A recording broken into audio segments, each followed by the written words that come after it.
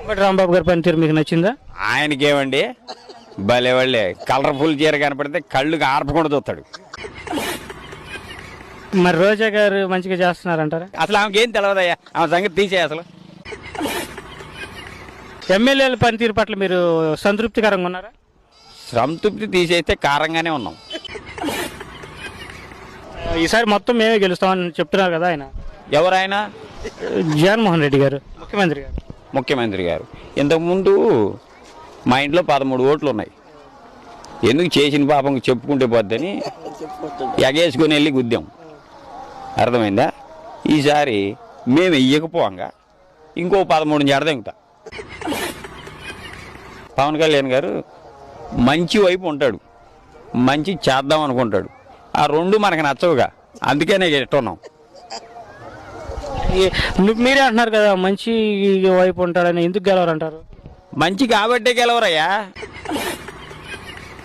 ఈసారి మాత్రం వేయనుగా వేయను, ఏ జీవన్ కూడా జడదెంగుతా.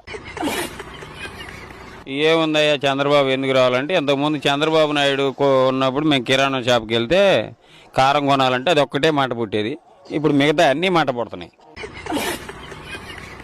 గవర్నమెంట్ మేము అందరికి పథకాలు ఇస్తున్నాం, మంచిగా చూసుకుంటున్నాం చెప్తుంది కదా. చెప్తుంది నిజమే, చెప్పడం వరకేగా. నువ్వే చెప్పావు చెప్తుంది అని, చేస్తుందని అనలేదుగా నువ్వు.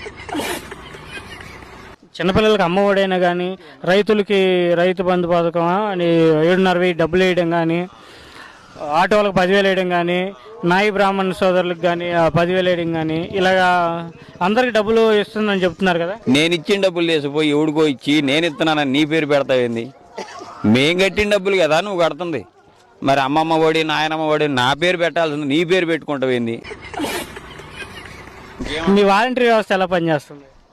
వాళ్ళకి బాగానే పనిచేస్తుంది. గడప గడపకి ప్రోగ్రాం జరుగుతుంది కండి, దాని పట్ల ఎలా మీరు రియాక్ట్ అవుతారు? నాకు జరిగిందే చెప్తానయ్యా. ఒకరింటి సంగతి నాకు ఎందుకు కానీ నా ఇంటి వరకు చెప్తా. మా ఇంటికి ఎమ్మెల్యే వచ్చాడు, ఓ పుస్తకం ఇచ్చాడు. ఏం పుస్తకం? దాని మీద ఏదో ఉన్నాయా 3 పేర్లు రాశాడు, నీకు ఈ పథకం వచ్చింది ఈ పథకం వచ్చిందని. మా అమ్మాయికి ఫీజు రింబర్స్మెంట్ ఏదో కట్టాడంట. మరి నేను కాలేజీ ఫీజు 62,000 కట్టి నేను సర్టిఫికేట్లు తెచ్చినట్టు ఏ బ్యాంకులో కట్టానో నేను చూపిస్తాను రిసిప్ట్. ఆయన మా పేరు మీద ఏ బ్యాంకులో వేసాడో ఆయన చూపిమని ఈ మాట అడగగానే పక్కింటికి పోయాడు.